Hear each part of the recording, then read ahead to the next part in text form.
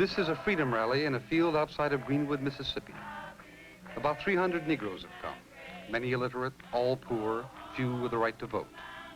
They've come to protest their condition in a state where protest can mean jail for the Negro, possibly worse.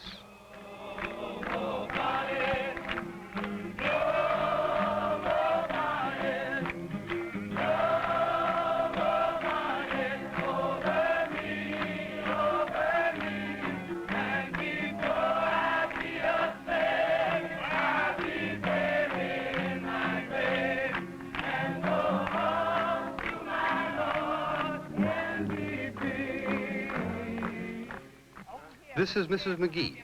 She claims the whites want her land. Twice they sent her to Whitfield, a Negro asylum, and more recently they built a road across her property. And because I told them I didn't want it down unless they paid me for it, they had the deputy sheriff to come out here and stay in my yard. And my little children were scared for me to come home. I was in the field. And they told them that I had been to Whitfield and to go in there and hide the gun that I allowed to kill them. Every time I started the house, my baby would meet me to tell me that the law was up here. They were scared they were going to arrest me and take me to Whitfield like they did before. Come down and put the table down. She's donated her field for this freedom rally, which has brought on even more trouble. Well, they put the no parking signs up. They put those parking signs up out here Thursday. They found out these meetings was going to be out here. They put those parking signs. Hey, freedom, freedom, freedom from me, it won't be long. Freedom, freedom, freedom from me, it won't be long. Negroes in Mississippi are used to harassment. Partly through apathy and partly through fear, they've done little about it. But young people who have been to other parts of the South have seen what could be done and have come to Greenwood to try to change the system. Hey, freedom, freedom, freedom from me, it won't be long. I say freedom. Their courage comes from their songs and from the stories of battles that have been won in other parts of the South. In Albany, they had another one. Yeah. They had a bad police chief there. And his name, they tell me, was a Pritchard. Yeah. And he was a bad police chief. But the people of Albany, they was bad too. And it so happened that they was just a little bit better than Pritchard was. And one day they said in their churches that they were going to walk the streets of Albany. Yeah. And they did it. Yeah. And Pritchard tried to stop them, and they stopped Pritchard. Now, we can decide. We met here, right here in Greenwood, Mississippi, in the heart of the Delta. We can decide today that we're going to walk the streets of Greenwood. Yeah. The song they sang was, I'm gonna walk the streets of Greenwood. I'm gonna walk the streets of Greenwood one of these days.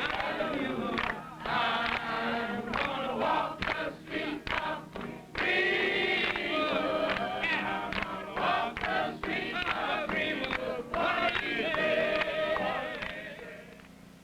These are the white streets of Greenwood. Their owners are proud of them, and they'd like to keep them the way they are. I'm Charles E. Sampson, mayor of the city of Greenwood, in the heart of the Mississippi Delta. We believe that we live in the finest land in the country. I know we've had people to move here from other sections of the country, and when they first come here, it looks like they just can't stand it. But you let someone live in Greenwood for 4 or 5 months, and then they get transferred back. Well, it's just heart-sickening to see them, how they feel about leaving Greenwood. Well, the nigger situation in Greenwood has been very good. We have never had trouble. As I said, I've lived here for 46 years. There's many of the colored people here that worked for my daddy when he was here. And I think that they have realized now the reason we haven't had any trouble since the 1st of May to mount anything, that they realized that these outside agitators came in here to just stir up trouble and to go away with what money they could collect. And they find out now that they're going to have to depend on the white people to help them to continue to advance in education-wise, which you've certainly promised them the facilities, and in recreational and in every phase of community life. They're growing, they're increasing, and if we're just left alone, I think this would be the happy place for the colored person to live.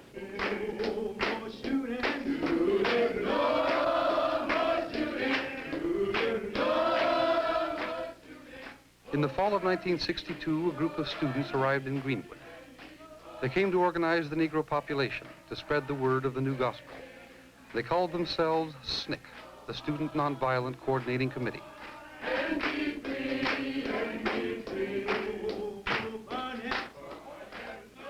This is their headquarters, almost always filled with young people. They come to sing songs, borrow books, get a meal, or just sit and talk, but mostly to work.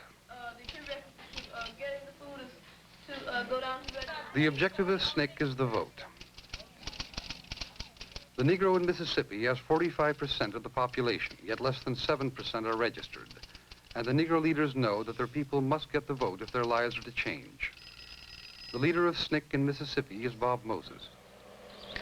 Well, we've got right now several very crucial problems facing us. First place, last year here in LaFleur County they had a bumper crop, but they had a dry season, and most of the people didn't get a chance to pick a lot of cotton, and so there were a lot of people all winter long who really were starving, didn't have food and clothing for their kids. Now this winter is going to be worse, and my feeling is that it'll get worse every year because they're perfecting these machines and the means of mechanizing the cotton crop.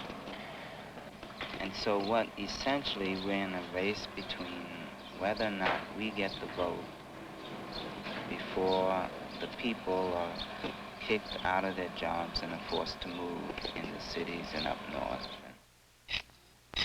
In Mississippi, the one job a Negro could always count on was work in the cotton fields at 30 cents an hour.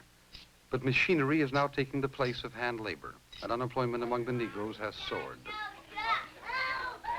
More and more, they have to choose between moving north or going on relief, which is controlled by the whites. Their leaders feel that if they are to help themselves, they must get the vote now. But in Mississippi, registering to vote is more than just writing your name and address. You must interpret a section of the state constitution to the satisfaction of the voting registrar, who is white. SNCC is conducting classes all over the state. Courses on the voter registration test, literacy classes, courses in nonviolent action. Nonviolent action does not come easily. Sam Block has been shot at twice, so has Bob Moses. Well, but the few things that you have to consider is that one, this is the home of the Citizens Council, and all the city officials are Citizens Council people. Two is that the people who've done the killing have been business people. The guy who shot at Jimmy and myself, they were salesmen, they were respectable people from the community. They weren't white trash.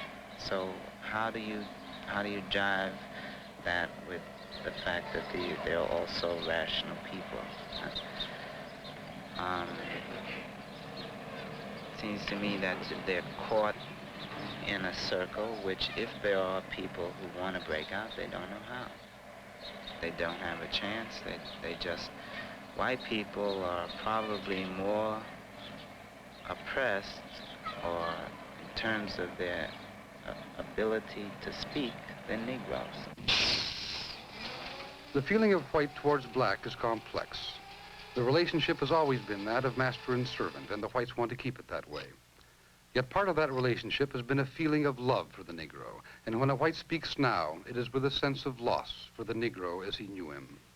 You'll find people down here that tell you they would not live without the colored people around. They could not live without the colored people around. They have been brought up with them from childhood. They've played with them from childhood. They've worked beside them as young men. There was a sense of love. Some of them had been as close to them as a brother all the way up. Farmer John Hughes finds it hard to understand the new Negro discontent. He has always treated his Negroes well. A lot of the people we got on the place now are people that have been here a long time. Really, over here, we could just tell all 10 families, I reckon, just to leave. We don't need them. But they've been here a long time, and you hate to tell them to leave. They've been good to me, and we've been good to them, and it's sort of a closeness there, really. A lot of them are living on welfare and living in our house free. And of course, it's not a real good house, but it's probably as good as some folks in Chicago or somewhere living in. We've got one particular fellow over here, colored fellow, that he's a real good nigger. And he's been here all his life. Of course, I think a lot more of him than I do a whole lot of white people. But I'm gonna tell you this one thing I've learned about the nigger. When you think he is, he ain't. These niggers, they're not bad folks. They're good folks. That is, provided you treat a Negro like a nigger. This is a white political rally. Voting in Mississippi is a white man's game, and the voters expect every candidate to declare again and again his allegiance to the cause of white supremacy. I'm going to tell you a little joke. Seems though that one of the good niggers from Mississippi went up to Washington, and they were standing outside the door looking at the White House, outside the gates. They had a big wall around the fence around the house. So this lady, first lady, comes out and sees this nigger, and she says, now, why don't you come on in and look inside? Wouldn't you like to do that? Well, he sort of scared, so he said, yes, ma'am, I guess it'd be all right. And she's very inquisitive and asking a lot of questions, and she wants to know about this and that and other. So she says to him, she says, where are you from? He says, ma'am, I'm from down yonder in Greenwood, Mississippi. She says, well, now, why is it that they don't treat you like this down there? I'd just like to know what you are, and why do you think they don't treat you? Do they invite you in and have dinner with us and things like that down in Mississippi? Says the nigger said, no, ma'am, I sure don't. She says, well, why is it that they don't? I'd sure like to know your thoughts on that. And the nigger sat and thought a while. He says, I guess it's like this, ma'am. He said, they just got little high-class white folks down in Greenwood. Other kinds of white folks with different ideas are beginning to enter Mississippi. This is folk singer Pete Seeger.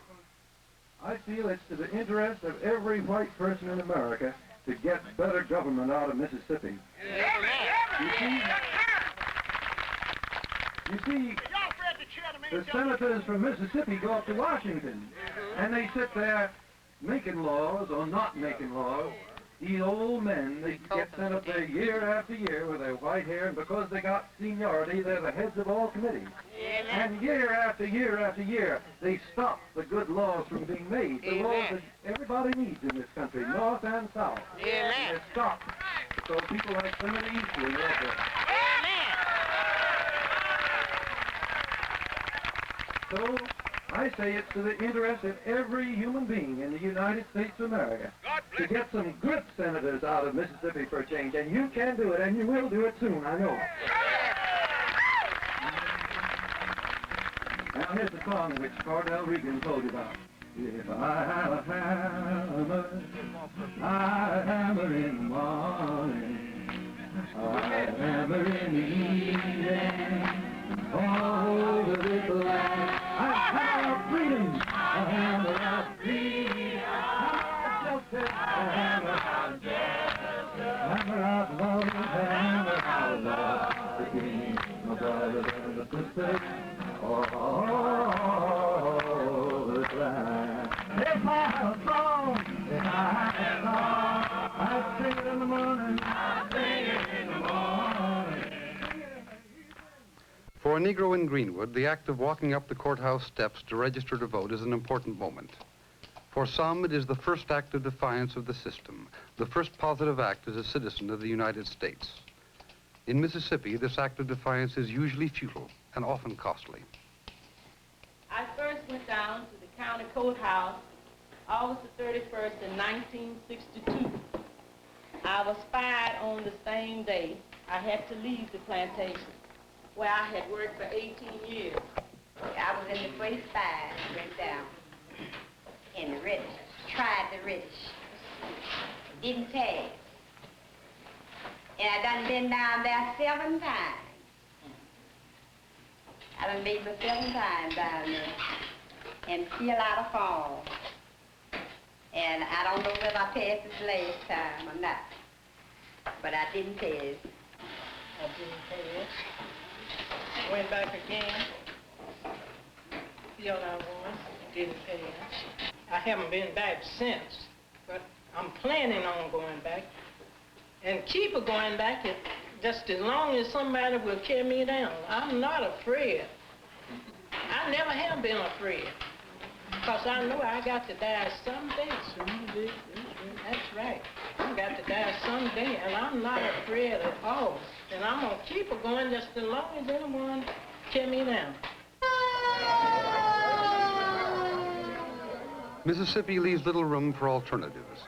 Either you take the hint, get off the streets, and give up the hope of voting, or you suffer the full weight of the law. For in Greenwood, the ownership of the land is white and the power is white, and the whites are determined to maintain the only way of life they know. I would think certainly that it would not be for the welfare of any community to have illiterate, uneducated people to be able to vote. But the people in Mississippi, they're going to always be segregated. One reason I say this is that the colored people want it. Only one chain a man can stand. That's the chain from hand to hand. Keep your eyes on the prize.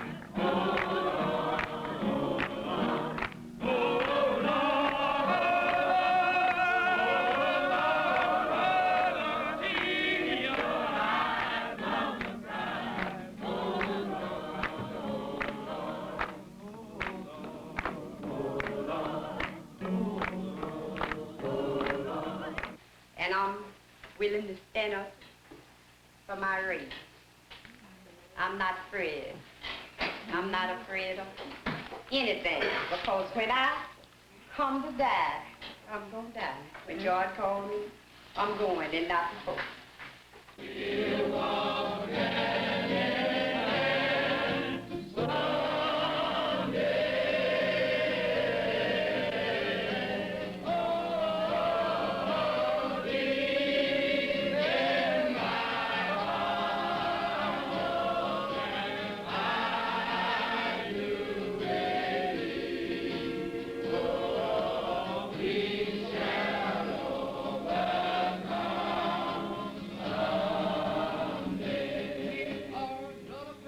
What's happening in the cotton fields, what's happening in churches like this and in the streets of Greenwood is happening all over Mississippi.